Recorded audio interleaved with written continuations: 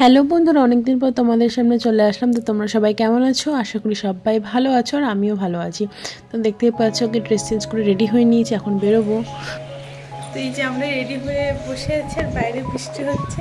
জানি না কখন বৃষ্টিটা থামবে আর আমরা বেরোবো। চলো বৃষ্টিটা একবার তোমাদের দেখাই। তো বৃষ্টিটা কিছুটা থামার পর আমরা বেরিয়ে গেলাম। দেখতেই পাচ্ছ, এই দেখো খুব সুন্দর এই জায়গার ভিউটা, আমার তো বেশ ভালো লাগে। তো আমরা যাচ্ছি আন্দামানে, যেখানে আমরা থাকি সেখানকার রথযাত্রাটা তোমাদের সাথে শেয়ার করতে, কেমন হয় না হয়। তো দেখতে পাচ্ছ আকাশে প্রচণ্ড মেঘ, আমরা কিন্তু মাঝ রাস্তায় বৃষ্টিও পেয়েছিলাম।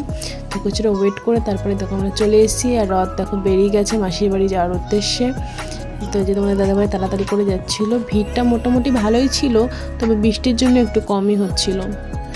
তো এই দেখো এখানকার রথ খুব সুন্দরই লাগছিল।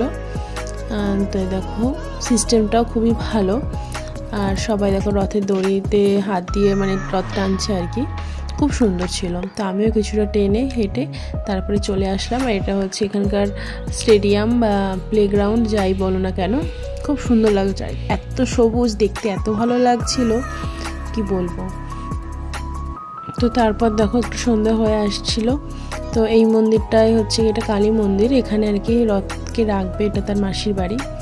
তো দেখো এখানকার ভিউটা দেখিয়ে দিই, এটা হচ্ছে ডিগলিপুর বাজার, বাজারটা খুব সুন্দর।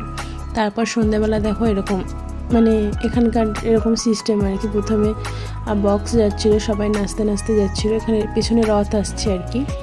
তো দেখো একবার প্রচুর ভিড় হয়েছিল। তো তারপর আমরা একটু বাজারে আসলাম, আমাদের কিছু সবজি নেওয়ার ছিল। তো যে সবজি বাজার থেকে কিছু সবজি নিয়ে নিলাম। তারপরে একটু মিষ্টির দোকানে গিয়েছিলাম, কিছু মিষ্টি নিয়ে নিলাম। তো এই যে মন্দিরটা একটু আসলাম, এখান থেকেই আর কি রথ গিয়েছে। তো আমরা লাস্টে এসেছিলাম এই মন্দিরটাতে। তো এখান থেকে কিছু ভোগ টোগ মানে ভোগের প্রসাদ খেয়ে নিয়ে আমরা ফাইনালি বাড়ি চলে গিয়েছিলাম। তো এখানে কিছুক্ষণ বসেছিলাম। তো আজকের মতো ভিডিওটা এই পর্যন্তই। কেমন লাগলো কমেন্টে অবশ্যই জানিও। প্লিজ আমার চ্যানেলটাকে লাইক, শেয়ার অ্যান্ড সাবস্ক্রাইব করে দিও। টাটা।